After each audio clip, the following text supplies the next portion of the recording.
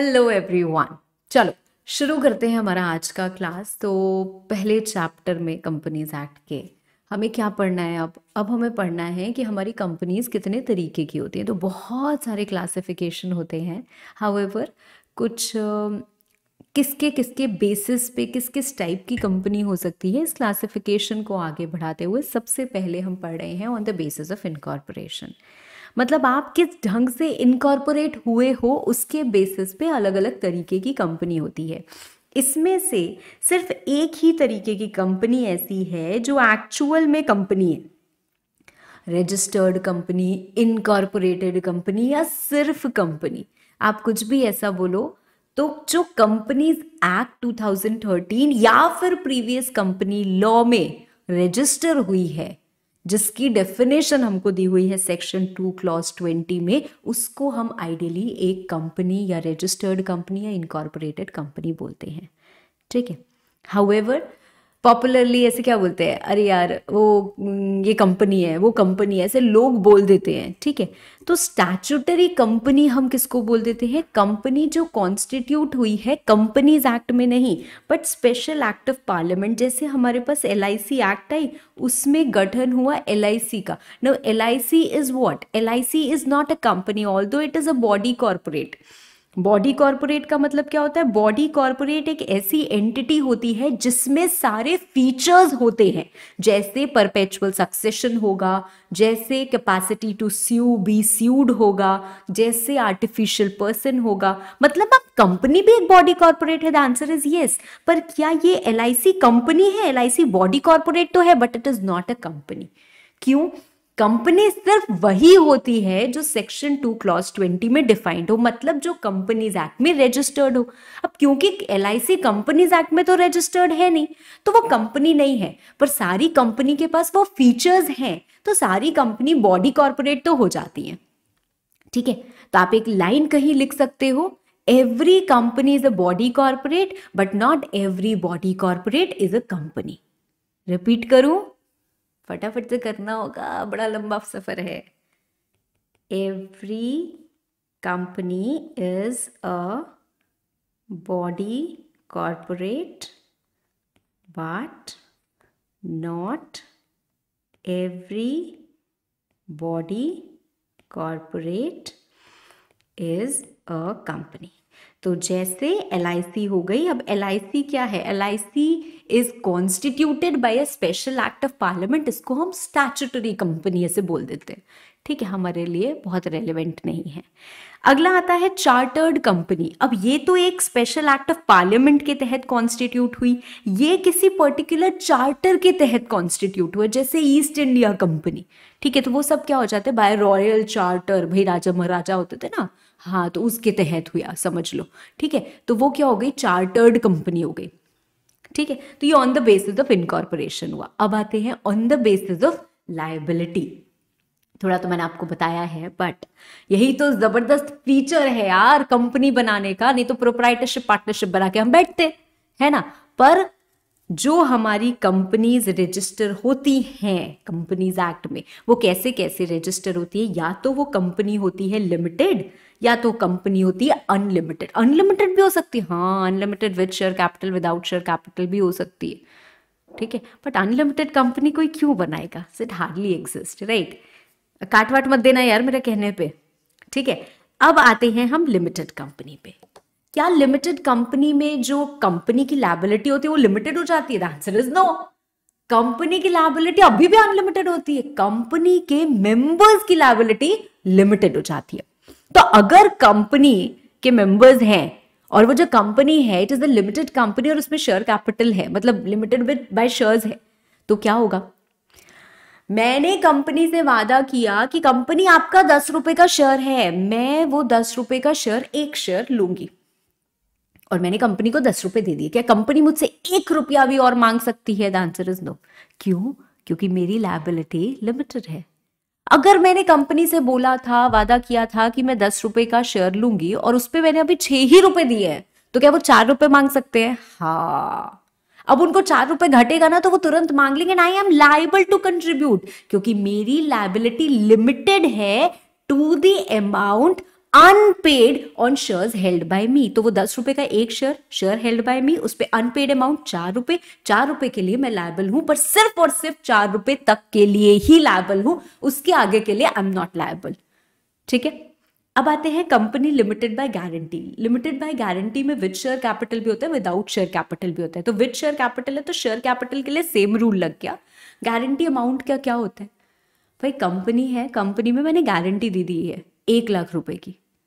मैंने कहा भाई देखो, जब कंपनी बंद होगी, अगर कंपनी के पास फंड्स नहीं होंगे, 1 लाख रुपए की मैं गारंटी लेती हूँ, 1 लाख रुपए मैं इसमें कंट्रीब्यूट करूंगी। अब कंपनी बंद होने को आ गई, वाइंडिंग अप हो रही है कंपनी की, सब एसेट बेचे जा रहे हैं, लायबिलिटीज पे ऑफ कर रहे हैं, 4 क्रेडिटर खड़े हैं, भाई हमारा उधार दो, हमारा उधार दो, सबको पेमेंट की जा रही है, पैसे घट गए। So you have to contribute to the assets, मतलब आपको पैसे के लिए कंट्रीब्यूट करना पड़ेगा, तभी उन लोगों के पैसे पेमेंट होंगे। अब कंपनी आपसे मांगी जा रही है, लाओ 4 लाख लाओ, 5 लाख लाओ, देंगे क्या है? क्यों नहीं देंगे? लिमिटेड लायबिलिटी, इसीलिए तो हमने इन्वेस्ट किया था, इसीलिए तो हम इस कंपनी के मेंबर बने थे। तो लिमिटेड लायबिलिटी मतलब एक लिमिट होगी, कितनी लिमिट होगी? Up to the amount of guarantee which we have given. So in case of shares जितना अनपेड अमाउंट था on shares, in case of guarantee जितनी हमने गारंटी ली है। ठीक है, यहाँ पे हाईलाइट किया हुआ है वो portion, company having the liability of its members limited to the amount unpaid on shares held by them. And अगर लिमिटेड बाय गारंटी है तो company having the liability of its members limited to the such amount as the members may undertake to contribute to the assets of the company in the event of its being wound up। क्योंकि हम guarantee का जो amount लेते हैं वो हम कब पे करते हैं? जब वाइंडिंग अप होती है। वाइंडिंग अप क्या होता है? यहां पे ऐसे स्टार लगा के लिख लो, वाइंडिंग अप। आप अलग से कॉपी में भी लिख सकते हो। Winding up is the process of sale of assets to pay off liabilities। ठीक है, फिलहाल आपके लिए इतना काफी है। Okay, and then we have unlimited companies. Unlimited companies क्या होती हैं? कंपनी जिनकी कोई लिमिट नहीं होती है on the liability of its members. Moving to the next part, on the basis of members, सबसे ज्यादा इंपॉर्टेंट, क्योंकि जब आप इनकॉर्पोरेशन पढ़ोगे इसके बाद तो आपको समझ में आएगा कि एक कंपनी 3 ही तरीके से बन सकती है। सेक्शन 3 में हम पढ़ते हैं कंपनी में be formed as a private company, as a public company और as a 1 person company. Public company बना सकते हो पर उसके लिए कम से कम 7 लोग चाहिए। प्राइवेट कंपनी बना सकते हो पर उसके लिए कम से कम 2 लोग चाहिए। और ओपीसी बना सकते हो जिसमें मिनिमम 1 मैक्सिमम भी 1, मतलब एक ही बंदे के साथ वो ओपीसी बनेगी। तो ओपीसी कुछ नहीं, एक तरीके की प्राइवेट कंपनी ही होती है, पर उसमें कुछ यूनिक फीचर्स होते हैं। ठीक है, तो वो यूनिक फीचर्स हम डिस्कवर करेंगे लेटर ऑन, और हम ओपीसी के जो एग्जेम्पशंस वगैरह भी होते हैं वो भी डिस्कवर करेंगे लेटर ऑन। फिलहाल हम थोड़ा सा, क्योंकि हम डेफिनेशन पढ़ रहे हैं, हम प्रिलिमिनरी चैप्टर में वो सेक्शन 2 का पार्ट पढ़ रहे हैं, so we will stick to the definitions right now. ठीक है, चलो, प्राइवेट कंपनी क्या होती है? प्राइवेट कंपनी का मतलब एक कंपनी है मैम, कंपनी जो कंपनीज एक्ट में रजिस्टर हुई है। सबसे पहली बात, having minimum paid up share capital as may be prescribed. Prescribed के लिए मैंने आपको पहले ही समझाया, भाई रूल्स में प्रिस्क्राइब होता है तो मतलब एमसीए प्रिस्क्राइब करती है। क्या एमसीए ने कोई भी minimum paid up capital prescribe किया है? द आंसर इज नो, नहीं किया है। तो मतलब मैम प्राइवेट कंपनी में ऐसा नहीं है कि कम से कम 1 लाख से शुरू होगी, कम से कम 50,000 से शुरू होगी, नहीं, आप 10 रुपए से कंपनी शुरू कर लो। ठीक है, अब दूसरी बात, प्राइवेट कंपनी के आर्टिकल्स में, प्राइवेट कंपनी के आर्टिकल्स में 3 चीजें होती हैं, एक रिस्ट्रिक्शन, एक लिमिटेशन, एक प्रोहिबिशन। रिस्ट्रिक्शन, लिमिटेशन और प्रोहिबिशन। अच्छा, मुझे एक बात बताओ, हम लोगों ने मिलके कंपनी बनाई, मैंने, आपने और एक और कोई यार दोस्त पकड़ लो, हम तीनों लोगों ने मिलके कंपनी बनाई। अब हम 3 लोग मिलके कौन सी कंपनी बना सकते हैं? We can not form a public company, so we can definitely form a private company. तो हम 3 लोगों ने मिलके क्या बनाई? एक प्राइवेट कंपनी बनाई। ठीक है, अब आपको लगा कि अरे यार शिवांगी मैम का विजन अच्छा है, शी इज मेच्योर्ड, उनके पास एक्सपीरियंस है, तो वो कुछ अच्छी चीजें लेके आ सकती है। और हमारे पास नया खून है, नया जोश है, नया एस्पेक्ट है, नई टेक्नोलॉजी और आइडियाज़ है, तो हम वो कंट्रीब्यूट कर सकते हैं। और एक जो तीसरे इंसान को हम लोगों ने पकड़ा, उसके पास बहुत पैसा था, तो हमने क्या किया, उसको बोला भाई तू पैसा लगा, ठीक है। तो हम लोगों ने इस तरीके से कुछ कुछ सोचा और हम 3 लोगों ने मिलकर अपनी कंपनी बनाई। ऑफ कोर्स कंपनी में हर एक बंदा अलग अलग कंट्रीब्यूट करता है ना, उसका उसका उतना उतना कंट्रीब्यूशन जो होता है वो शेयर कैपिटल होता है ना। तो अभी हम शेयर्स और शेयर कैपिटल के रिस्पेक्ट में बहुत ज्यादा दिमाग में नहीं घुसा रहे हैं, फिलहाल हमको बेसिक्स तो थोड़े से पता है। तो जो लोग पैसा लगा रहे हैं वो शेयर कैपिटल हुआ और उतने उतने शेयर्स उनको अलॉट हो जाते हैं। अब हुआ क्या, कुछ दिन बाद मुझे लगा यार मैंने गलत दाव लगा दिया, एक काम करती हूँ, मैं अपने शेयर्स किसी को भी बेच के मैं तो निकल लेती हूँ, ठीक है। अब आप बोर्ड मीटिंग कर रहे थे, बोर्ड मीटिंग मतलब बोर्ड ऑफ डायरेक्टर्स की मीटिंग, मेंबर्स की नहीं, बोर्ड ऑफ डायरेक्टर्स की मीटिंग। पर इस प्राइवेट कंपनी में हम 3 मेंबर्स थे और हम 3 ही डायरेक्टर्स बने हुए थे। अब अचानक से क्या हुआ, अचानक से कोई और बंदा आ गया और उसने बोला मैं नया मेंबर हूं और इसलिए मुझे आप नया बोर्ड ऑफ डायरेक्टर भी बना दो। उसने कहा आप नए मेंबर कैसे हो सकते हो, हमारी इस कंपनी में सिर्फ 3 मेंबर है, हम ये और शिवांगी मैम। वो कहाँ गई, उन्होंने मेरे को अपने शेयर्स बेच दिए। अब आपको अच्छा लगेगा, नहीं मैम ये तो आपने गड़बड़ कर दिया, ये तो आपने गड़बड़ कर दिया। अब दूसरा केस सोचो, वो रिलायंस इंडस्ट्रीज है, रिलायंस इंडस्ट्रीज में आज मैं शेयर होल्डर हूं, कल मैंने अपने शेयर्स बेच दिए, कोई और शेयर होल्डर हुए, क्या मुकेश अंबानी जी को बुरा लग जाएगा हाय शिवांगी मैम ने मेरे शेयर्स बेच दिए? फर्क ही नहीं पड़ेगा, पता भी नहीं चलेगा, है ना। तो प्राइवेट कंपनीज में क्या होता है, ये जो ट्रांसफरेबिलिटी होती है ना ऑफ शेयर्स, इतनी फ्री नहीं होती है, ऐसे ही नहीं किसी को भी उठा के अपने आप शेयर्स दे दोगे, नहीं। और ऐसा भी नहीं है कि हम बेच ही नहीं सकते यार, कभी भी मैं अपनी इन्वेस्टमेंट विड्रॉ नहीं कर सकती, क्या ये कौन सी बात हुई, नहीं आप कर सकते हो, कंसेंट के साथ कर सकते हो। तो उसमें अपने आर्टिकल्स वगैरह में हम रूल्स रिस्ट्रिक्शंस वो डालते हैं, ठीक है, कंडीशंस डालते, तो आप कंसेंट के साथ, सब लोगों की सहमति के साथ विड्रॉ कर सकते हो, उनकी सहमति के साथ नया मेंबर ऐड होगा। तो यहाँ पे क्या है, प्रोहिबिशन नहीं है, ऐसा नहीं बोला कि नहीं कर सकते, पर क्या है, रिस्ट्रिक्शन है, ठीक है। तो रिस्ट्रिक्शन, फिर से मैं ऊपर से पढ़ती हूं, प्राइवेट कंपनी एक ऐसी कंपनी जिसमें minimum paid up share capital हो, वो जो प्रिस्क्राइब्ड है, nothing has been prescribed, you don't have to write any and you don't have to remember anything, and which by its articles, जो अपने articles में 3 काम करे, रिस्ट्रिक्ट करे the right to transfer its shares, limit करे the number of members to 200। तो private company में minimum number of members 2 होते हैं और मैक्सिमम नंबर ऑफ मेंबर्स 200 होते हैं। अब आर्टिकल्स क्या होता है, ये क्या है, articles of association, they are fundamental incorporation document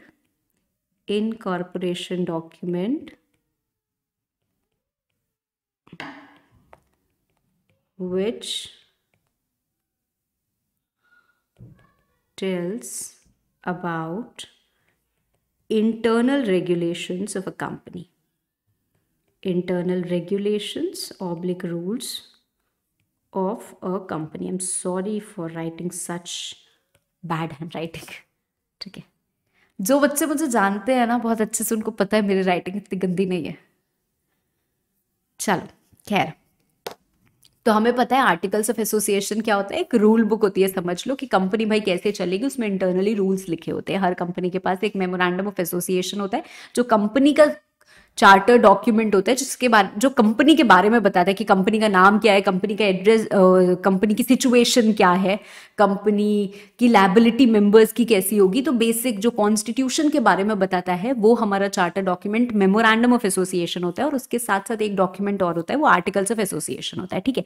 तो हर प्राइवेट कंपनी अपने आर्टिकल्स ऑफ एसोसिएशन में रिस्ट्रिक्शन लगाएगी, मतलब लिखेगी कि company restricts the right to transfer the shares, ठीक है। दूसरा, लिमिट करेगी कि इस कंपनी में मैक्सिमम 200 लोग ही हो सकते हैं, और तीसरा प्रोहिबिट करेगी, मतलब किसी भी हालत में you can not invite public to subscribe for any securities of the company. हमें लगता है यार प्राइवेट कंपनी छोटी कंपनी होती है, Flipkart India private limited, Apple India private limited, ठीक है, although Apple India private limited का कंसेप्ट मैं आपको थोड़ा सा और जब फॉरेन कंपनी बताऊंगी ना तो बताऊंगी, तो आपको और अच्छे से समझ में आएगा। बट फिलहाल ये सारी क्या है, प्राइवेट कंपनीज बनी है। बहुत सारी गवर्नमेंट कंपनीज प्राइवेट कंपनीज होती हैं। तो प्राइवेट कंपनी छोटी होती है ऐसा नहीं है। हाँ, प्राइवेट कंपनी में क्या है, 4 बड़े दिग्गज प्लेयर जुड़ गए और वो चला रहे हैं कंपनी, खूब मस्त चला रहे हैं। उनको लोगों के पैसे की जरूरत है, हमारे पास खुद इतना पैसा है। कहाँ लिमिट लगाई हुई है कि पैसा आप इतने, इससे ज्यादा नहीं लगा सकते, लगाते जाओ पैसा। हाँ, जनता के पास आप नहीं जा सकते हो। जो आईपीओ सुनते हो ना आजकल आप, पब्लिक ऑफर आया, अरे यार इस कंपनी का आईपीओ आया है। आईपीओ का मतलब क्या है, वो कंपनी पब्लिक ही होगी, क्योंकि वो कंपनी क्या कर रही है, आपको पब्लिक ऑफर दे रही है कि आप पैसा लो और उनकी कोई सिक्योरिटी खरीदो, शेयर्स खरीदो, डिबेंचर्स खरीदो, जो भी खरीदो। ठीक है, तो प्राइवेट कंपनी में तो कंप्लीट प्रोहिबिशन होता है। ठीक है, अब देखो I have to move on. तो हो सकता है आपके मन में कुछ सवाल उठ रहे हो, आप बस पढ़ते जाओ, आपके सवाल सारे के सारे ना धीरे धीरे दूर हो जाएंगे। पूरा कोर्स आप कंपनी लॉ का पढ़ लोगे तो हर चीज मैं अभी अभी नहीं बता सकती। ठीक है, चलो नाउ अब छोटी सी बात, accept in case of 1% company क्यों लिखा है, क्योंकि 1% कंपनी में तो एक ही इंसान होता है ना। Private 1% company is a type of OPC, sorry OPC is a type of private company, मैंने आपको पहले ही बताया। तो उसमें तो एक ही बंदा होता है, बाकी में 200 तक हो सकते हैं। अब इसमें 2 लोग ना इंक्लूड नहीं होते हैं फॉर द पर्पस ऑफ 200। कौन से 2 लोग इंक्लूड नहीं होते हैं, पहले जो आपके एम्प्लॉयज हैं। कभी कभी क्या होता है, जो हमारे एम्प्लॉयज होते हैं ना, उनको हम एम्प्लॉयज के तहत, स्कीम्स के तहत शेयर्स देते हैं। ठीक है, अब मेरी एक प्राइवेट कंपनी है, मेरी प्राइवेट कंपनी में ऑलरेडी मान लेते हैं कि 160 शेयर होल्डर्स हैं।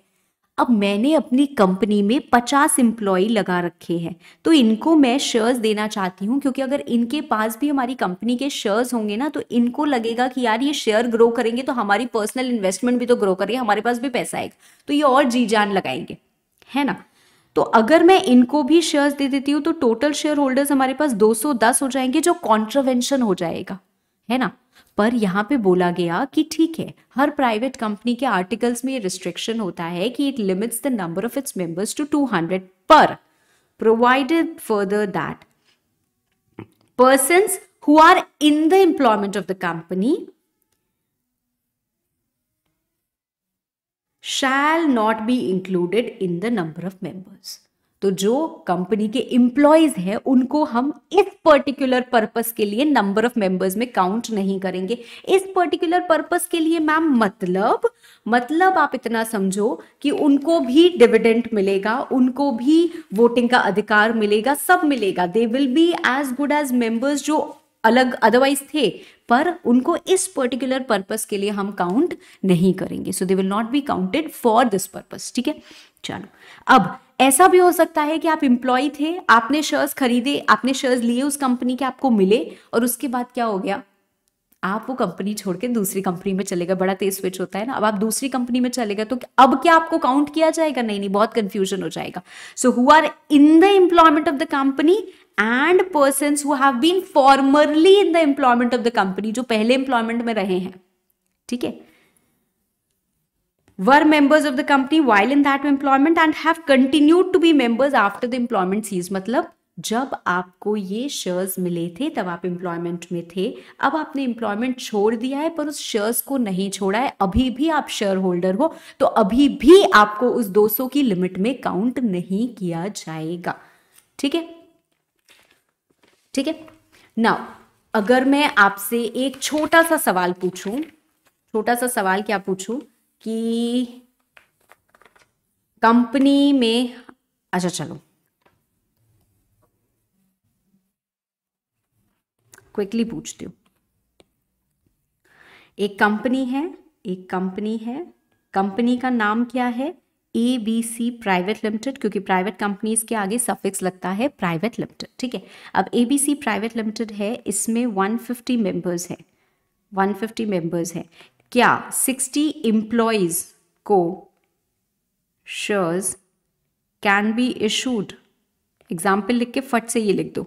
The answer is yes, it will not amount to contravention, it will not amount to contravention as as 60 employees are excluded from the limit of 200 as given under section 2 clause 68 private 68।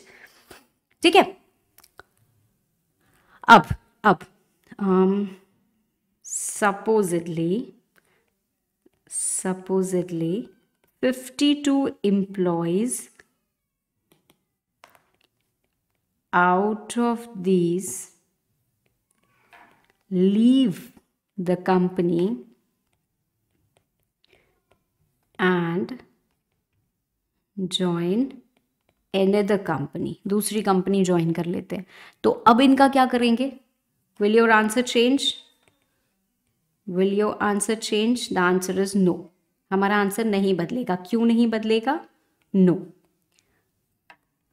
Because employee and former employees both are not counted in the limit of 200.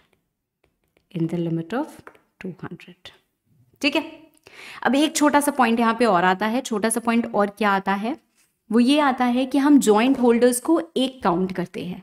जैसे अगर कल को आपकी शादी ब्याह होगा, उसके बाद स्टार्टिंग में क्या होता है, साल 2 साल 3 साल 4 साल 5 साल जो भी समझ लो, बड़ा प्यार मोहब्बत भरा रहता है, हम सब काम साथ साथ करेंगे। तो आप कंपनी के शेयर्स भी खरीदने गए साथ साथ। एक प्राइवेट कंपनी थी जिसमें 199 शेयर होल्डर्स थे, ठीक है, और आपको भी शेयर होल्डर बनना था। आपने कहा हम आपकी कंपनी का शेयर खरीदना चाहते हैं। उन्होंने कहा हम किसी एक को ही शेयर होल्डर बना सकते हैं क्योंकि हमारे पास 200 की लिमिट है, इससे ज़्यादा तो नहीं हो सकते। आपने कहा नहीं नहीं, हम तो शेयर खरीदेंगे पर हम जॉइंट नेम में खरीदेंगे, हम दोनों का नाम होना चाहिए।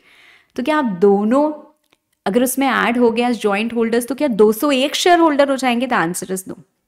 Joint holders will be count as one only. जैसे अगर बैंक में आप खाता खुलवाने जाते हो तो बैंक में अगर आप जॉइंट अकाउंट खुलवाते हो, खाता तो एक ही हुआ ना, है ना, खाता तो एक ही हुआ ना, भले ही उसका बेनिफिट 2 लोगों को मिल रहा है। तो वैसे ही शेयर होल्डर वहां पे उनके हिसाब से एक ही हुआ, भले ही हम 2 लोगों में वो चीज पास ऑन कर रहे हैं।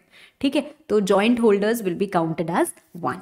Okay, so provided that where 2 or more persons hold 1 or more shares in a company jointly, they shall be for the purpose of this clause be counted as a single member। तो उसको हम single member की तरह count करेंगे। ठीक है, चल, this is for your reading. Okay, read. मैंने आपको ऑलरेडी एग्जाम्पल करा दिया है। ठीक है, चलो, now moving to 1 person company. 1 person company section 2 clause 62। इसमें कुछ भी डेफिनेशन फिलहाल यहाँ पे नहीं है। क्यों? क्योंकि डेफिनेशन में हमें सिर्फ इतना ही मिलता है कि एक कंपनी जिसमें सिर्फ 1 पर्सन है as a member, that is going to be a 1 person company. So it is basically a private company जिसमें कुछ यूनिक फीचर्स हैं। यूनिक फीचर्स हम लेटर ऑन पढ़ेंगे। एक बंदा ही काम करता है। ये बेसिकली कंसेप्ट इंट्रोड्यूस किया गया था छोटे छोटे बडिंग एंटरप्रेन्योर्स के लिए, जैसे प्रोप्राइटरशिप चला रहे हैं, भाई बेचारे दबे जा रहे हैं बोझ तले, लिमिटेड लायबिलिटी नहीं है उनके पास, तो बड़ा उनको नुकसान हो रहा है। तो ये लिमिटेड लायबिलिटी कॉर्पोरेट एग्जिस्टेंस के साथ आप आओ, कंपनी बनाओ। तो 1 पर्सन कंपनी का ये कंसेप्ट उनके लिए लेके आया गया था। ठीक है, अब इसमें बहुत सारी चीजों को ऐड ऑन किया गया, जैसे नॉमिनी। तो इसमें एक नॉमिनी का कंसेप्ट आता है। इसमें एक कंसेप्ट आता है कि जो 1 पर्सन कंपनी है भाई, वो क्या कर सकती है, क्या नहीं कर सकती है। मतलब मैम, कौन बना सकता है, कौन नहीं बना सकता है। तो यूजुअली हमने देखा है जब आप प्राइवेट कंपनी की बात करते हो या फिर आप पब्लिक कंपनी की बात करते हो, मैं फिर से आपको ना थोड़ा सा कुछ लिखा रही हूँ, please write this with me so that you have a good understanding, है ना। चलो, तो एक वही होती है हमारी कंपनी। कंपनी में हु टेक्स डिसीजंस, कौन कंपनी के फैसले लेता है? हमें लगता है board of directors. Board of directors क्या होते हैं? They are elected by share holders, by share holders. ठीक है, अब ये शेयर होल्डर्स या मेंबर्स हम बोले, ठीक है, members, and I would also say that some decisions are also taken by share holders. Companies act बताती है कि भाई देखो, रोज के जो डिसीजंस हैं वो तो बोर्ड ऑफ डायरेक्टर्स को पावर दे रखी है, आप ले लो, पर कुछ चीजें आपको क्या करना पड़ेगा, शेयर होल्डर्स से पूछ के ही करनी पड़ेगी। तो शेयर होल्डर्स वो लोग हैं जिन्होंने कंपनी में पैसा लगाया है, उन्होंने इलेक्ट किए हैं कुछ रिप्रेजेंटेटिव जो उनके बिहाफ पे कंपनी को चला रहे हैं। वो अपने आप को भी इलेक्ट कर सकते हैं और बोल सकते हैं कि हमें खुद ही इस कंपनी का डायरेक्टर बनना है और हम खुद ही इस कंपनी को चलाएंगे, तो वो खुद भी चला सकते हैं। ठीक है, तो मतलब ऐसा भी हो सकता है कि आप सिर्फ और सिर्फ एक इन्वेस्टर हो, मतलब आपने पैसा लगा दिया है और कंपनी चला कोई और रहा है। ऐसा भी हो सकता है कि आपने पैसा लगाया और आप खुद कंपनी को चलाना चाहते हो। ऑफ कोर्स अब ऐसा मैं नहीं कर सकती कि मैंने रिलायंस इंडस्ट्रीज में पैसा लगा और मैं बोलूं मैं कंपनी को चलाना चाहती हूँ। उसका एक प्रोसीजर है। In fact there is a section 116 companies act where you can propose your candidature as a director. तो वो चीजें, वो प्रोसेस अलग है, वो भी कंपनीज एक्ट में दिया है, बट फिलहाल हमें पढ़ना नहीं है। तो ये कौन होते हैं, हु इन्वेस्ट, या फिर मेंबर्स हम कह सकते हैं। अब ये कौन हो सकते हैं, यहाँ पे ये चीज थी जो मैं आपको एक्चुअली बताना चाह रही थी। ये कौन हो सकते हैं, एक कंपनी बनने वाली है, इसका मेंबर कौन हो सकता है। उससे पहले एक टाइमलाइन, यहां पे बस इतनी सी जगह छोड़ के आप ये टाइमलाइन बनाओ। ठीक है, यहां पे जाके हमारी कंपनी इनकॉर्पोरेट हुई। जब कंपनी इनकॉर्पोरेट नहीं होती है, इसके पहले का जो फेज होता है उसमें जो प्रपोज्ड मेंबर्स होते हैं, प्रपोज्ड मेंबर्स, उनको हम क्या बोलते हैं, सब्सक्राइबर्स। क्यों, क्योंकि उन्होंने सब्सक्राइब किया होता है, उन्होंने साइन किया होता है कि हाँ हम कंपनी के मेंबर्स बनने को तैयार हैं, हाँ हम कंपनी के फर्स्ट मेंबर्स बनने वाले हैं, हम कंपनी में इतना पैसा लगाएंगे। जिस दिन कंपनी इनकॉर्पोरेट हो गई, अब हम उनको क्या कहते हैं, मेंबर। उसके बाद क्या होता है, उसके बाद होते हैं शेयर्स इशू। शेयर्स इशू किए जाते हैं, तो उसके बाद वो क्या बन जाते हैं, शेयर होल्डर। उसके बाद वो क्या बन जाते हैं, शेयर होल्डर। उसके बाद मान लेते हैं वाइंडिंग अप हो गई, मतलब अब कंपनी पता चला कि काम वाम नहीं करने वाली है, इसके एसेट्स को बेचो, लायबिलिटीज को पे ऑफ करो, तो उसके बाद वो क्या बन जाते हैं, कंट्रीब्यूटरी। हम उनको कहते हैं कंट्रीब्यूटरी। ठीक है, तो ये जो प्रपोज्ड मेंबर्स हैं, जो पहले सब्सक्राइबर कहलाए फिर मेंबर कहलाए, इनको शेयर्स इशू हो गए तो ये शेयर होल्डर कहलाए, और कंपनी बंद होने को आ गई तो ये कंट्रीब्यूटरी कहलाए। ये कौन हो सकते हैं, क्या ये सिर्फ और सिर्फ इंडिविजुअल हो सकते हैं, या फिर they can be some body corporate also, मतलब ये कोई कंपनी भी हो सकती है। Reliance industries limited can be a member of another Reliance company. हाँ मैम, ये भी हो सकते हैं, ये भी हो सकते हैं। फर्म नहीं हो सकता है एक्सेप्ट इन सेक्शन 8 कंपनी। बस ये लिख लेना, समझाऊंगी बाद में। Can't be in case of OPC. 1% company proprietors individuals के लिए है, 1% कंपनी कंपनी के लिए नहीं है, वो बडिंग एंटरप्रेन्योर्स को प्रमोट करने के लिए है। तो 1% कंपनी के केस में सिर्फ एक नेचुरल पर्सन, एक आर्टिफिशियल पर्सन नहीं, सिर्फ और सिर्फ एक नेचुरल पर्सन क्या हो सकता है, कंपनी बना सकता है। ठीक है, so only a natural person who is an Indian citizen whether resident और नॉट। यहाँ लिखा नहीं है मैम आप कहाँ से पढ़ा रहे हो, अभी हम धीरे धीरे धीरे धीरे डिस्कवर करेंगे। 3 चीज मैंने बताई है, नेचुरल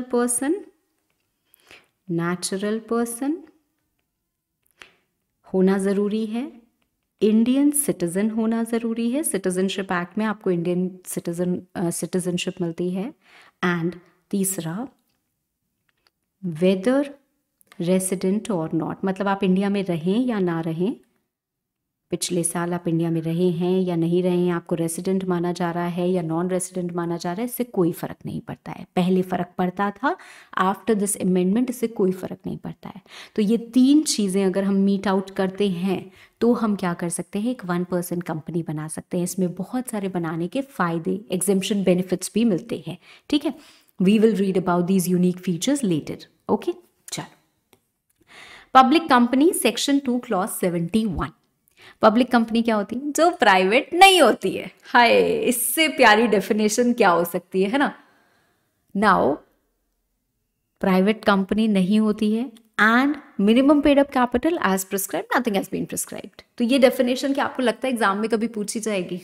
नहीं मैम, इजी चीजें थोड़ा पूछी जाती हैं। पर एक छोटा सा ट्विस्ट यहाँ पे आता है। क्या ट्विस्ट आता है मैम? कुछ है डीम्ड सब्सिडियरी का कंसेप्ट। अरे रे मैम, जब हमें यही नहीं पता है तो हम डीम्ड सब्सिडियरी कैसे पढ़ेंगे? तो पहले चलते हैं और समझते हैं कि भाई सब्सिडियरी क्या होती है ना। पहले समझते हैं कि सब्सिडियरी क्या होती है, होल्डिंग क्या होती है। तो उसके लिए हमें अलग क्लासिफिकेशन पे जाना पड़ेगा। हमने अभी कौन सा क्लासिफिकेशन पढ़े थे? सबसे पहले हमने पढ़ा on the basis of incorporation, फिर on the basis of liability, फिर on the basis of number of members, फिर on the basis of control. ठीक है, तो अब कंट्रोल के बेसिस पे हम क्या पढ़ रहे हैं? क्लासिफिकेशन पढ़ रहे हैं। ठीक मैम, कंट्रोल के बेसिस पे 3 तरीके की हमारी कंपनीज हो सकती हैं, holding company, subsidiary company, associate company. ये तीनों के तीनों रिलेटिव कॉन्सेप्ट है। अरे रे मैम, ये क्या बोला आपने? रिलेटिव का मतलब तो पता ही होगा आपको, रिश्तेदार, है ना। अब कोई चाचा बनेगा तो कोई भतीजा बनेगा, कोई माँ बनेगा तो कोई बेटा बनेगा, है ना। इफ आई से आई एम अ मदर, तो मैं किसकी मम्मी हूँ? सबकी। इफ आई से आई एम अ वाइफ, ये तो बोलना भी अच्छा नहीं लग रहा है ना। तो ऐसा तो नहीं हो सकता है ना। तो ये रिलेटिव कॉन्सेप्ट है। If I am a mother to my child. So if there is the holding is a holding to its subsidiary. ठीक है, मतलब एक कंपनी, एक बॉडी कॉर्पोरेट दूसरी बॉडी कॉर्पोरेट को कंट्रोल कर रही है। तो ये जो कंट्रोल कर रही है ना, ये जो कंट्रोल कर रही है, ये होल्डिंग है। और ये जो कंट्रोल हो रही है, ये क्या है? सब्सिडियरी है। ठीक है, ये कंट्रोल कर रही है, ये कंट्रोल हो रही है। Reliance industries limited, I think it has 160 170, पता नहीं कितनी सब्सिडियरीज है इनकी। इतनी कंपनीज को ये कंट्रोल कर रही हैं। कैसे कंट्रोल करते हैं मैम? 2 तरीके से आप कंट्रोल कर सकते हो। ठीक है, वैसे तो कंट्रोल को यहां पे डिफाइन किया गया है, not so important and relevant. Control, it shall include the right to appoint majority of directors or to control the management या policy decisions, अकेले या किसी के साथ मिलके, डायरेक्टली या इनडायरेक्टली। इस वजह से क्योंकि आपके पास बहुत अच्छी शेयर होल्डिंग है, या फिर आपको मैनेजमेंट का अधिकार है, मतलब आप कुछ डायरेक्टर वगैरह ऐसे हो या कुछ भी हो, या फिर आपने कोई एग्रीमेंट कर रखा है, या इन एनी अदर मैनर। ठीक है, उतनी ज़रूरी नहीं है, इसलिए मैं आगे बढ़ रही हूँ। बाकी पार्ट्स में तोड़ के मैंने आपको बता दिया है। हम होल्डिंग कंपनी की डेफिनेशन से पहले पढ़ेंगे सब्सिडियरी कंपनी की definition, because that is more important to understand. Holding company की डेफिनेशन पब्लिक कंपनी की तरह है, which is not a private company, वो क्या हो जाती है? एक पब्लिक कंपनी हो जाती है। बट सब्सिडियरी कंपनी हमें पढ़ने के लिए ज्यादा इंपॉर्टेंट है। ठीक है, अब सब्सिडियरी कंपनी क्या होती है पढ़ते हैं। In relation to any other company, मतलब मैंने आपको पहले ही बताया ये क्या है? एक रिलेटिव कंसेप्ट है। तो ये स्टैंड अलोन नहीं होगा। In relation to some other company हम इसके बारे में पढ़ रहे हैं, that is to say holding company. So let's take an example of 2 companies.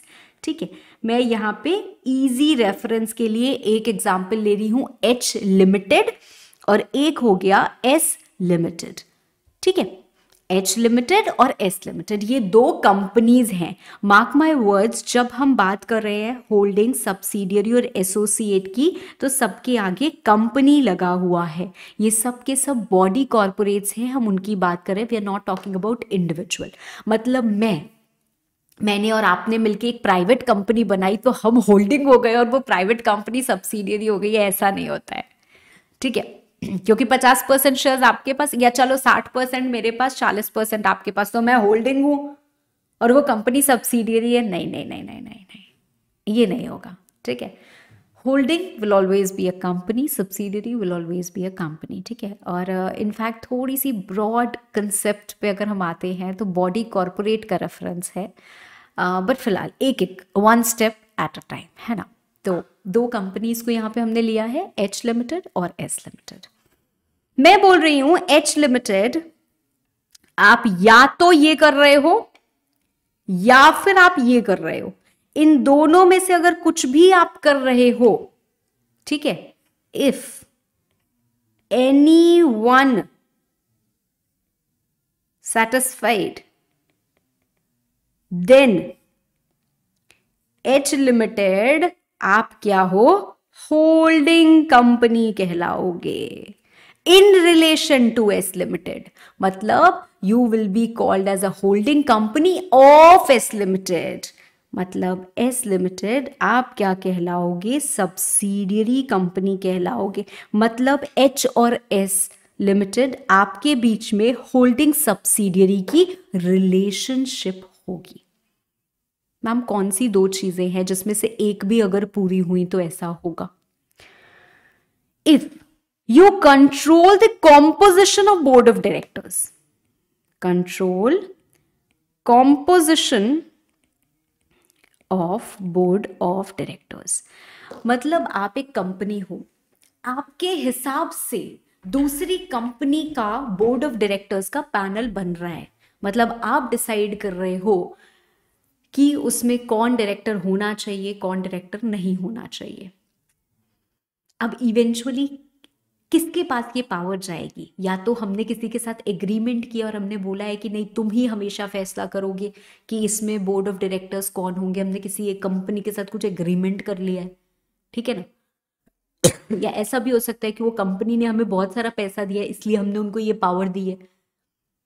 तो मतलब क्या है, बोर्ड ऑफ डायरेक्टर, ये कंपनी एस लिमिटेड, इसके बोर्ड ऑफ डायरेक्टर्स जो इस कंपनी को चला रहे हैं उनको कंट्रोल कर रही है एच लिमिटेड। तो इनडायरेक्टली आप इस कंपनी को कंट्रोल कर रहे हो ना, इसके सारे फैसलों को कंट्रोल कर रहे हो। तो आप होल्डिंग हो गए, वो सब्सिडियरी हो गई। दूसरी चीज, या फिर एक्सरसाइजेस और controls more than one half, more than one half, that means more than 50%। मतलब 50.0001% भी है तो ये भी more than 50% हो गया ऑफ वोटिंग पावर आप होल्ड कर रहे हो। वोटिंग पावर क्या होती है ma'am? What do you mean by voting power? यहां पे लिखो वोटिंग पावर, ऐसा कंसेप्ट लिखो, वोटिंग पावर, ठीक है। वन शेयर होल्डर, इसको हटाओ, one share is equal to one vote. General concept, therefore shareholding will be same as voting power and vice versa, and vice versa. However, in certain cases one share may have different votes. Example, one share is equal to 10 votes. In case such differential voting rights, जिसको हम प्यार से बुलाते हैं DVR, shares are issued.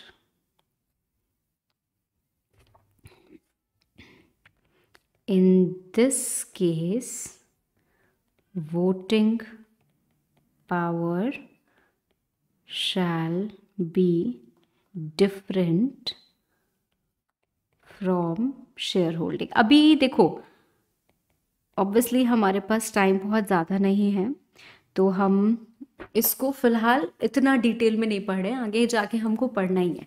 But फिलहाल मैंने आपको क्या लिखवाया और क्या समझाया है कि यूजुअली क्या होता है, मेरे पास 4 शेयर हैं तो मेरे पास 4 वोट्स हैं। मतलब अगर कंपनी ने 100 शेयर इशू किए हैं तो मैं 4% वोटिंग पावर होल्ड कर रही हूँ, क्योंकि मेरे पास 4 शेयर्स हैं तो मेरे पास 4 वोट्स हैं। Out of 100 votes which the company has, 4 votes मेरे पास है, 4 वोट करने का अधिकार मेरे पास है। सो आई हैव 4% वोटिंग पावर। कभी कभी ये वोटिंग पावर और शेयर होल्डिंग अलग अलग होती है अगर differential voting rights shares issue होते हैं, तो जिसको हम आगे जाके पढ़ेंगे। ठीक है, तो फिलहाल व्हेन वी कम बैक, अगर एक कंपनी दूसरी कंपनी के मोर देन 50% वोटिंग पावर होल्ड कर रही है तो वो क्या हो जाएगी, होल्डिंग हो जाएगी और दूसरी वाली सब्सिडियरी हो जाएगी। मतलब ma'am example, if H Limited has 60% share capital of S Limited, H Limited is holding of S and S Limited is subsidiary of H. हाँ या ना? ठीक है, राइट कोई दिक्कत कोई परेशानी नहीं होनी चाहिए। ठीक है, तो पहला क्या हो गया भाई, आप कंट्रोल करो composition of board of directors तो भी आप होल्डिंग सब्सिडियरी की रिलेशनशिप स्टैब्लिश कर लेते हो। दूसरा, अगर आपके पास शेयर होल्डिंग हो कितनी, मोर देन 50% वोटिंग पावर हो, मोर देन 50%, तो भी आप क्या कर लेते हो, दूसरे को अपनी सब्सिडियरी बना लेते हो और खुद आप होल्डिंग बन जाते हो। इसके अलावा एक तीसरा केस आता है। एक तीसरा केस क्या आता है, एक एग्जाम्पल लिखना, A Limited holds 30% shares in B Limited. Okay, A Limited holds 52% shares in C Limited. C Limited holds 27% shares in B Limited। बार ये पूरा लूप बना दिया है ना मैंने। अच्छा, अब सिर्फ हम इतना देखते और आइडेंटिफाई करने की कोशिश करते हैं कि क्या यहाँ पे हमारे पास 3 कंपनीज हैं इन पिक्चर, एक कंपनी, 2 कंपनी और 3 कंपनी। क्या किसी भी कंपनी के बीच में होल्डिंग सब्सिडियरी की रिलेशनशिप स्टैब्लिश हो रही है? The answer is yes. किस किस कंपनी के बीच में मैम? ए और सी के बीच में, ए और सी, क्योंकि ए क्या कर रहा है, 52% शेयर्स होल्ड कर रहा है, मतलब मोर देन 50% वोटिंग पावर है आपके पास।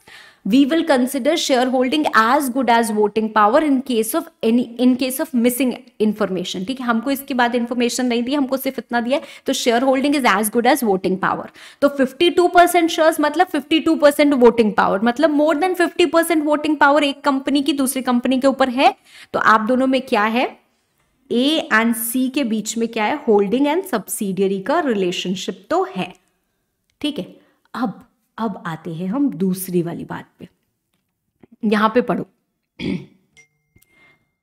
exercises or controls more than 1/2 of the voting power either at its own or together with one or more of its subsidiary companies। मतलब मैम या तो आप खुद मोर देन 50% वोटिंग एक्सरसाइज करो, ठीक है, जैसे आप इस केस में कर रहे हो, ठीक है, या फिर आप अपनी किसी सब्सिडियरी के साथ मिलके दूसरी कंपनी के मोर देन 50% वोटिंग पावर एक्सरसाइज कर ले रहे हो तो भी चलेगा। जैसे मैं कंट्रोल कर रही हूं किसी को, वो कंट्रोल कर रहा है किसी और को, तो इनडायरेक्टली मैं उसको कंट्रोल करा सकती हूँ कि नहीं करा सकती हूँ, है ना? आप समझ रहे हो? यूजुअली मैं इसमें एक एग्जाम्पल देती हूँ। We have a beautiful chart which is made, Aishwarya Rai Bachchan है हमारे पास, अमिताभ बच्चन है, तो हम फैमिली का वो पूरा कंसेप्ट अच्छे से समझ पाते हैं, holding subsidiary associate, but it's time taking, ठीक है, and we have immense to cover, ठीक है, so will cut it short, है ना? एकदम एग्जाम ओरिएंटेड फोकस रखने के हम क्या कर रहे हैं, यहाँ पे पढ़ाई कर रहे हैं। तो अब मेरे बच्चों बात सुनो, ये है बी लिमिटेड, ठीक है। ए लिमिटेड, आप इसमें सिर्फ 30% वोटिंग पावर एक्सरसाइज कर रहे हो, मतलब आप इसको अपनी सब्सिडियरी नहीं बना सकते हो। पर आपकी जो सब्सिडियरी है सी लिमिटेड, वो भी इसमें 27% शेयर्स एक्सरसाइज कर रही है, मतलब 27% वोटिंग पावर एक्सरसाइज कर रही है। तो एज वोटिंग पावर कितनी, 30% plus A's subsidiary's voting power,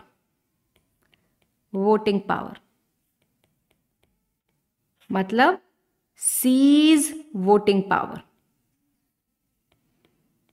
वो कितनी, 27%। A's voting power in B, A subsidiary voting power in B, तो 30% प्लस 27% जो 57% आ गई। तो मतलब ए, आप अपनी सब्सिडियरी के साथ मिलके बी में 57% वोटिंग पावर एक्सरसाइज कर रहे हो। तो आई कैन कंक्लूड ए और बी के बीच में भी होल्डिंग एंड सब्सिडियरी का रिलेशनशिप है, ठीक है, ओके फाइन। देखो यार, सब्सिडियरीज हम एक्वायर करते हैं एक मोनोपोली क्रिएट करने के लिए, जैसे कॉर्पोरेट ग्रुप क्रिएट करने के लिए, जैसे रिलायंस ने किया हुआ है। वो हर सेगमेंट में इंक्लूड हो रहे हैं, हर सेगमेंट में घुस रहे हैं, है ना। और उन्होंने क्या किया, अपना एक पूरा ग्रुप बनाया हुआ है। तो वो वहीं से पैसा आ रहा है या है, उसमें से जगह जगह जगह जगह उन्होंने पैसा लगाया है, ठीक है। और अलग अलग सेगमेंट से वो क्या कर रहे हैं, कमा रहे हैं, ठीक है। अब इसमें एक छोटा सा कंसेप्ट और आता है, वो क्या आता है, provided that such class of holding companies as may be prescribed shall have layers of subsidiaries beyond such numbers as prescribed shall not have layers. A limited holds 60% shares in B Limited. B Limited holds 60% shares in C Limited. C Limited holds 65% shares in, लिख रहे हो कि नहीं? इसीलिए वो जो एक copy बनवाई है आपसे, जो बोला है ना कि आपके पास 2 कॉपी होनी चाहिए, एक कॉपी ऐसी होनी चाहिए जिसमें आप क्लास नोट्स लिखोगे, और दूसरी कॉपी ऐसी होनी चाहिए जिसमें आप हर दिन एक आंसर प्रैक्टिस करोगे, प्रैक्टिस कॉपी। तो जो क्लास नोट्स वाली है वो खोल के बैठनी है और वो मेरे साथ साथ लिखना है, ठीक है। चल, अब यहां पे हम बोलते हैं A limited hold 70% shares in E limited, ठीक है, and it also holds 80% shares in X limited, ठीक है। ऐसे ऐसे भी है हमारे पास।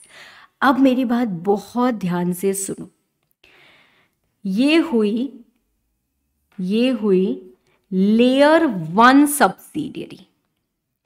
लेयर 1 सब्सिडियरी मतलब in relation to this holding company जिसके रेफरेंस में हम बात कर रहे हैं, आप क्या हो, लेयर 1 सब्सिडियरी हो, मतलब आप डायरेक्टली वोटिंग पावर होल्ड कर रहे हो। ये क्या है, लेयर 1 सब्सिडियरी है। अब बी लिमिटेड यू मतलब आपकी सब्सिडियरी ने एक और अपने अंदर सब्सिडियरी बना ली है सी लिमिटेड, तो ये हो गई लेयर 2 सब्सिडियरी और ये हो गई लेयर 3 सब्सिडियरी, ठीक है। लेयर 1 अलाउड है, लेयर 2 अलाउड है, लेयर 3 अलाउड ही नहीं है। क्यों? क्योंकि भाई ए लिमिटेड का पैसा था, पहले आपने अपना पैसा इसमें डाला, इसने अपना पैसा इसमें डाल दिया, इसने अपना पैसा इसमें डाल दिया, बड़ा दूर होता जा रहा है सोर्स। तो गवर्नमेंट ने क्या कहा है, बोला है कि जो होल्डिंग कंपनीज होंगी shall not have layers of subsidiaries beyond such number as may be prescribed. और प्रिस्क्राइब चीजें क्या है, no company shall have more than 2 layers of subsidiaries. तो किसी भी कंपनी में 2 लेयर ऑफ सब्सिडियरी ही अलाउड है, उससे ज्यादा नहीं हो सकती है। इसमें 4 एक्सेप्शंस है, मतलब बैंकिंग कंपनी आपके ऊपर ये रूल नहीं लगता, आपकी कितनी भी लेयर ऑफ सब्सिडियरीज हो सकती हैं। एनबीएफसी आपके ऊपर ये रूल नहीं लगता, इंश्योरेंस कंपनी आपके ऊपर ये रूल नहीं लगता, और गवर्नमेंट कंपनी आपके ऊपर भी ये रूल नहीं लगता है। तो इनके ऊपर ये रूल नहीं लगता है। Otherwise you may have as many layer of subsidiaries as you, मतलब बाकी सब पे क्या होगा, 2 ही लेयर ऑफ सब्सिडरीज अलाउड है, इन लोगों के लिए क्या है, as many layer of subsidiaries as you want to. ठीक है, तो सब्सिडरी कंपनी का कंसेप्ट समझ में आया। अब होल्डिंग क्या है, in relation to one or more companies, it means a company of which such company are subsidiary company। तो जिसकी सब्सिडियरी है वो होल्डिंग है। ठीक है, खत्म बात। ओके, चलो अब यहां पे कंपनी एक्चुअली बॉडी कॉर्पोरेट को हम कहते हैं। बॉडी कॉर्पोरेट को हम क्यों कहते हैं बताती हूं, चलो आज बता ही देती हूं। एक कंपनी है एप्पल INC। मैम ना तो एप्पल प्राइवेट लिमिटेड ना तो एप्पल लिमिटेड, एप्पल INC ये क्या है भाई? जैसे हमारे यहाँ सफिक्स होता है वैसे ही और लॉज क्या ऐसे ही बैठे हुए हैं, और कंट्री के लॉज एकदम चुपचाप बैठेंगे, कुछ तो वो भी लगाते हैं ना, तो वो वहाँ का सफिक्स है। एप्पल INC क्या एक इंडियन कंपनी है? नहीं मैम, इंडियन कंपनी तो नहीं है। अब एप्पल INC आई है इंडिया में, काम कर रही है। हाँ मैम, अगल बगल देखो 2-4 प्रोडक्ट तो आपको दिख जाएंगे, है ना। तो किया क्या जाए, क्या इसको हम कंपनी बोल सकते हैं? नहीं मैम, इसको आप कंपनी नहीं बोल सकती। क्यों? Because it is not registered, not incorporated under companies act 2013। तो ये क्या कहलाए, इसको हम क्या कहें? इसको हम नॉर्मली एक बॉडी कॉर्पोरेट कह देते हैं। Body corporate, not a company, because not incorporated under companies act और previous company law, companies act 2013 और प्रीवियस कंपनी लॉ। तो ये क्या है, एक बॉडी कॉर्पोरेट है। क्यों बॉडी कॉर्पोरेट है? बिकॉज इसमें सिमिलर फीचर्स है of a being of body. Body corporate का मतलब भी वही होता है जिसमें वो फीचर्स होते हैं। ठीक है, ये बात तो समझ में आई। अब ये एप्पल INC इंडिया में काम करना चाहती थी। 2 रास्ते होते हैं इनके पास काम करने के। इसको मैं आपको यहां से ना एक कंसेप्ट और पढ़ा दे रही हूं। ये क्या है हमारी company incorporated outside India, India के बाहर बनी हुई एक कंपनी। अगर आप इंडिया के बाहर बनती और इंडिया के बाहर काम करती, सानू की फर्क पैदा है ना? हमें कोई फर्क नहीं पड़ रहा था। आपको जो करना है करो, आप लोगों को लूटो तो लूटो, हम थोड़ी ना लूट रहे हैं, है ना। हमारे देश में तो सब बढ़िया है, पर आपको तो अपना मार्केट एक्सपैंड करना था। You wanted to come to India. India में आपको पता है बहुत सारे लोग हैं ऐसे ही शो ऑफ के पीछे भागते हैं, तो जगह जगह एप्पल ले लेते हैं, है ना।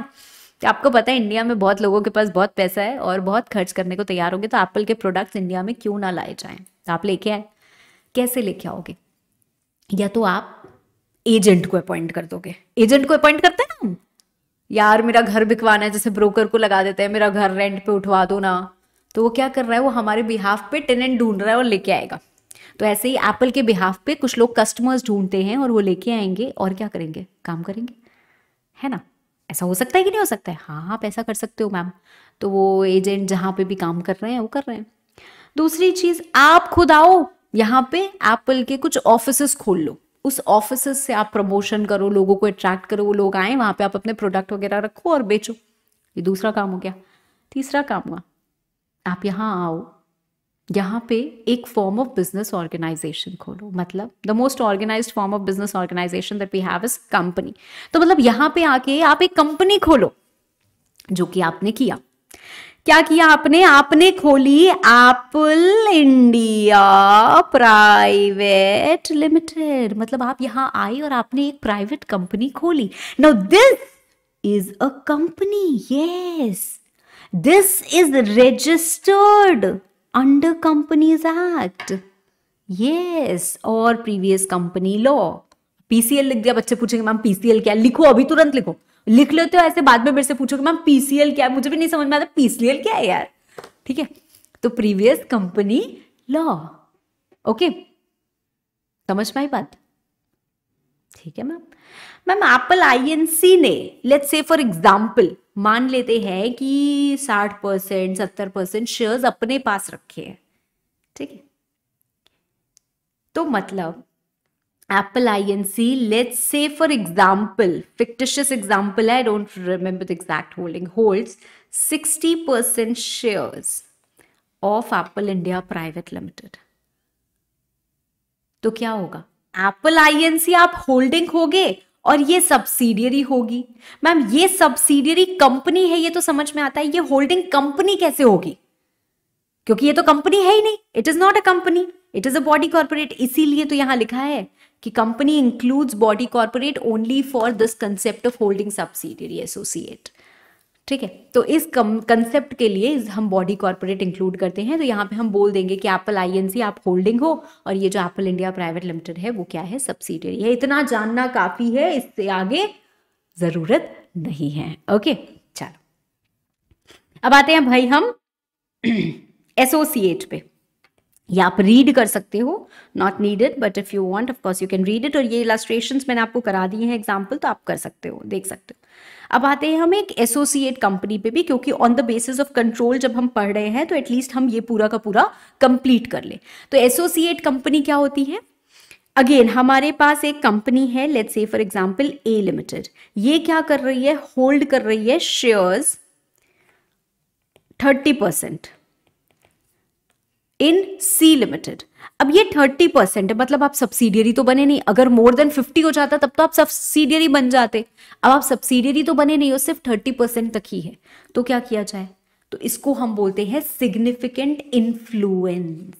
सिग्निफिकेंट इन्फ्लुएंस, और जिसका सिग्निफिकेंट इन्फ्लुएंस होता है वो क्या कहलाता है? दूसरा वाला एसोसिएट और ये वाला इन्वेस्टिंग। एक छोटी सी चीज चलो मैं लिख देती हूँ फटाफट से, कुछ एंटरटेनमेंट तो आपका भी बनता है। एसोसिएट कंपनी सेक्शन 2 क्लॉज 6 मतलब क्या है? एक कंपनी दूसरी कंपनी में more than equal to 20% voting power hold करेगी तो इनके बीच में एसोसिएट का रिलेशनशिप स्टैब्लिश हो जाता है। Now example, A Limited holds 60% shares in B Limited. इन दोनों के बीच में क्या रिलेशनशिप होगा? Come on, you have to quickly respond. Holding subsidiary का मैम। अरे रे मिट कहां रहे हो? इनके बीच में क्या होगा, या मैं ऐसे लिखती हूं, ए लिमिटेड क्या कहलाएगी? अरे यार होल्डिंग,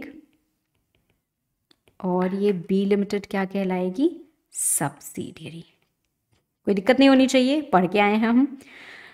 दूसरा केस लेते हैं, ए लिमिटेड है, ये होल्ड कर रही है 30% शेयर्स, किसमें? बी लिमिटेड में।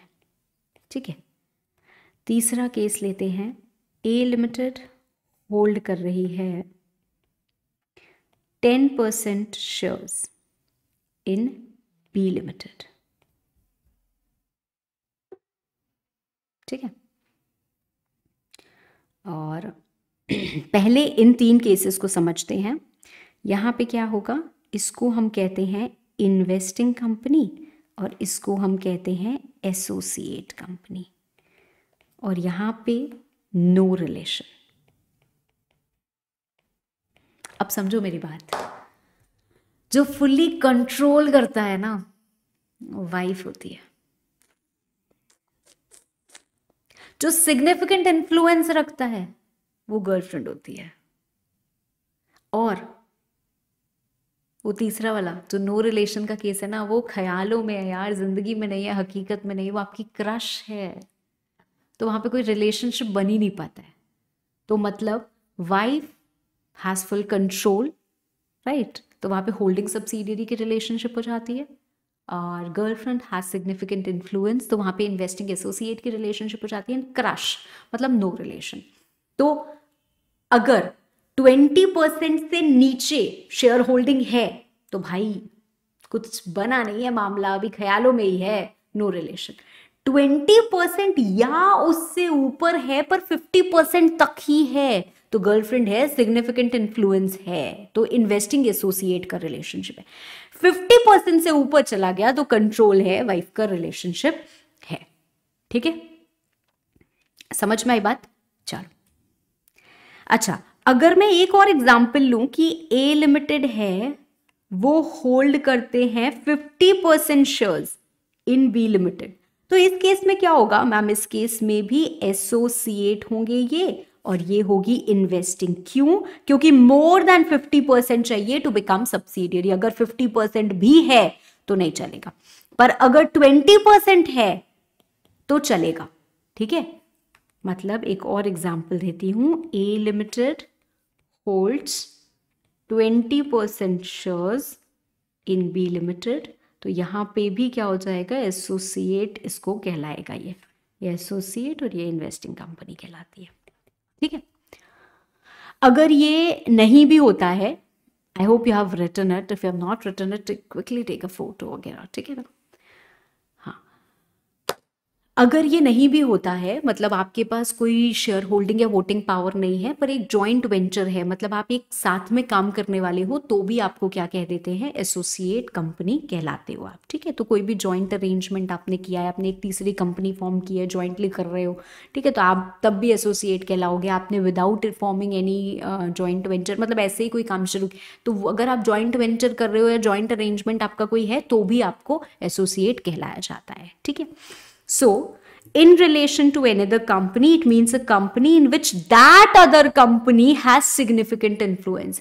वो वाली कंपनी का मेरे पास significant influence है, पर वो सब्सिडियरी नहीं है, and it includes a joint venture. Significant influence क्या होता है? At least 20% की वोटिंग पावर हो। ठीक है, एक बात यहां पे और लिखी हुई है, और क्या बात लिखी है? It has been clarified that shares held in fiduciary capacity. Fiduciary capacity क्या होता है? ये मेरा मोबाइल, ठीक है, मैंने आपको ऐसे मोबाइल पकड़ाया कि बेटा 1 मिनट पकड़ना, I have to go somewhere, I will be back in 5 minutes. अब वो मोबाइल फोन क्या आपका है, या you are holding it in fiduciary capacity? Ma'am we are holding it in fiduciary capacity, हम ट्रस्ट में होल्ड कर रहे हैं, आपने हम पे विश्वास किया है, हम विश्वास में होल्ड कर रहे हैं। क्या आप बेच दोगे मेरा मोबाइल? है ऐसा मत करना मेरे साथ, तो आप ऐसा नहीं करने वाले हो मेरे साथ, है ना? क्यों? क्योंकि वो आपका है ही नहीं। तो वैसे ही कभी कभी क्या होता है, देयर इज अ कंपनी, आप किसी के ट्रस्ट में होल्ड कर रहे हो कुछ शेयर्स, तो क्या वो आपके शेयर्स हो गए? नहीं, आपके नहीं हुए। तो क्या उन शेयर्स को हम काउंट करेंगे जब हम चेक कर रहे हैं कि दूसरी वाली कंपनी आपकी सब्सिडियरी है या एसोसिएट है? नहीं, हम नहीं करने वाले हैं। ठीक है, तो जो शेयर्स हम फिड्यूशरी कैपेसिटी में होल्ड करते हैं, they are not counted for determining any relationship, even if it is holding subsidiary और एसोसिएट। ठीक है, तो दोनों केसेस में अप्लाई होता है, बस ध्यान रखना है, बहुत ज्यादा स्ट्रेस नहीं देना है इसको। ठीक है, चलो, बाकी आपको अंडरलाइनिंग दिख रही है, व्हाट आर द कीवर्ड्स वो भी दिख रहा है। So keep your focus intact, है ना? लक्ष्य याद रखना है, you have to remember your attempt, you have to remember कि नहीं, मेरे को पास होना ही होना है, हर दिन अपने आप को ये याद दिलाना ही दिलाना है। चलो बस लास्ट पॉइंट पे आते हैं, ठीक है, फिर मैं रैप अप करूंगी, बाद में थोड़ा हम लंबा क्लास करेंगे, बट फिलहाल छोटे छोटे क्लासेस को हम रखेंगे। ठीक है, तो अब आपको सब्सिडियरी का कंसेप्ट पता है, अब आपको होल्डिंग का कंसेप्ट पता है, अब आपको एसोसिएट का कंसेप्ट भी पता है ना? तो अब हम आ जाते हैं डीम्ड सब्सिडियरी। डीम्ड सब्सिडियरी ये क्या होता है मैम? एक कंपनी है A limited holds 60% shares in B limited. ठीक है, अब आपको समझ में आ गया कि ये ए लिमिटेड भाई तुम होल्डिंग हो, और ये बी लिमिटेड क्या हो भाई? तुम सब्सिडियरी हो, है ना? ये एक पब्लिक कंपनी है और ये भी एक पब्लिक कंपनी है, तो एक पब्लिक कंपनी होल्डिंग है, दूसरी पब्लिक कंपनी सब्सिडियरी है। One public company is holding, second public company is subsidiary. क्या कोई दिक्कत है? हम कोई दिक्कत नहीं है। अच्छा, तो एक दूसरा केस लेते हैं। A limited holds 60% shares of B private limited. Ma'am ये एक प्राइवेट कंपनी है और ये एक पब्लिक कंपनी है। तो पब्लिक कंपनी आप होल्डिंग हो और ये प्राइवेट कंपनी आप सब्सिडियरी हो। अब कोई दिक्कत? मैम अभी भी कोई दिक्कत नहीं है। दिक्कत क्या है? होल्डिंग सब्सिडियरी हो सकते हैं भाई। एक पब्लिक कंपनी प्राइवेट कंपनी की भी होल्डिंग हो सकती है, एक प्राइवेट कंपनी पब्लिक कंपनी की भी होल्डिंग हो सकती है, कुछ भी हो सकता है। उसमें क्या दिक्कत है? कहीं रिस्ट्रिक्शन है क्या? कुछ ऐसा आप बताना चाह रहे हो? नहीं। तो प्रॉब्लम क्या है? अब प्रॉब्लम सुनो। एक पब्लिक कंपनी ए लिमिटेड जो कि पब्लिक ऑफर दे सकती है, जिसने कि पब्लिक ऑफर दिया, मान लेते हैं, ठीक है, नहीं भी दे सकती तो भी ये रूल अप्लाई होता है, मान लेते हैं कि दिया, मतलब उसने करोड़ों रुपये रेज किए आम जनता के, है ना। वो पैसे उसने लगा दिए 60% शेयर्स खरीदने में बी प्राइवेट लिमिटेड के। मतलब एक प्राइवेट कंपनी के शेयर्स खरीदने में उसने वो पैसे भी तो दिए होंगे ना, शेयर होल्डर बने तो उसमें इन्वेस्ट किया। अब वो प्राइवेट कंपनी कुछ भी कर रही है, कोई मतलब नहीं है। क्यों? क्योंकि गवर्नमेंट ने तो जो नियम बनाए हैं पब्लिक कंपनी के ऊपर बनाए। उन्होंने कहा प्राइवेट कंपनी तो क्या अपनी स्पेस में काम करती है, अब हम क्यों इनको बोलें ये बताओ, वो डिस्क्लोज करो, ये रिपोर्ट दो, वो रिपोर्ट दो, ऐसे सबमिट करो, ये डायरेक्टर लाओ, वो डायरेक्टर। कुछ नहीं बोला उन्होंने कहा प्राइवेट कंपनी है, छूट दो यार, काम करने दो। उन्होंने कौन से जनता के पैसे ले लिए हैं, है ना, उन्होंने कौन सा ऐसा किया। अब ऐसा हो रहा है, पर आइडियली उनके पास पैसा तो चला गया ना। तो ऐसी सिचुएशन में बोला गया company which is the subsidiary of a company not being a private company. मतलब अगर एक पब्लिक कंपनी की आप सब्सिडियरी हो तो आपको पब्लिक कंपनी मान लिया जाएगा, even where such subsidiary continues to be a private company by its articles. मतलब बी प्राइवेट लिमिटेड, क्योंकि आप एक पब्लिक कंपनी की सब्सिडियरी हो तो आपको मान लिया जाएगा कि आप भी एक पब्लिक कंपनी हो, डिस्पाइट द फैक्ट कि आप भी प्राइवेट लिमिटेड हो। आपके आर्टिकल्स में रिस्ट्रिक्शन है, प्रोहिबिशन है, लिमिटेशन है, सब है, फिर भी आपको मान लिया जाएगा। मतलब अब ये 200 से ऊपर मेंबर्स रख सकते हैं? नहीं, ऐसा नहीं है। पर्पस या इंटेंशन समझना, इसका इंटेंशन क्या है। डीम्ड सब्सिडियरी ऐसा करके कंसेप्ट लिखो, ऊपर हेडिंग डालो deemed subsidiary. The intention is to take away benefits granted to private company and to make all compliances applicable to a public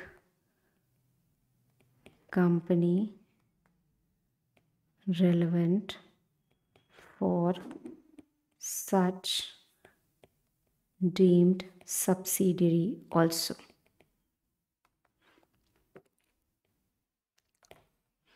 For such deemed subsidiary also. ठीक है, समझ में आई बात?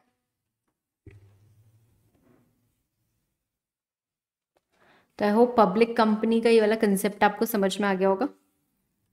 तो यहाँ पे क्या हो रहा है, अब बच्चे अक्सर पूछते हैं कि मैम मतलब ये जो आपने बताया यहाँ पे कि बी प्राइवेट लिमिटेड है, क्या ये अपना नाम एज इट इज रख सकते हैं? द आंसर इज येस, आप एज इट इज रख सकते हो। बेसिक कैरेक्टरिस्टिक्स आपकी प्राइवेट कंपनी की ही रहेंगी। क्या हमें नंबर ऑफ डायरेक्टर्स बढ़ाने हैं, ये करना है, वो करना है, वो सारी चीज़ें क्लियरली एक्ट में दी नहीं गई हैं। इंटेंशन क्या है वो मैंने आपको बता दिया है। तो ऐसी सिचुएशन में ये जो बी प्राइवेट लिमिटेड है इसको हम मान लेंगे कि ये पब्लिक कंपनी है और इसके ऊपर सारे पब्लिक कंपनी के कंप्लायंसेस को हम लगा देंगे। प्राइवेट कंपनी की एग्जेम्पशंस ये नहीं एंजॉय कर पाएंगे। ठीक है, मैम हमें याद क्या रखना है एग्जाम पर्पस के लिए? आपको एग्जाम पर्पस के लिए जो मैंने हाईलाइट किया है ना, यहाँ पे अंडरलाइन किया है, वो याद रखना है. Subsidiary of a public company shall be deemed to be a public company. That's it. Right? So what is a public company? Company which is not a private company and has minimum paid up share capital as prescribed. Subsidiary of a public company shall be deemed to be a public company. ठीक है? तो आज के class में हमने कितनी definitions पढ़ी हैं अभी तक? हमने पढ़ा है क्या पढ़ा है? Right, we have read about these 3 types of companies: registered, statutory, chartered, statutory. उसके बाद on the basis of liability, on the basis of members, and on the basis of control. Right? चलो आज का क्लास करते हैं यहीं पे खत्म. Thank you.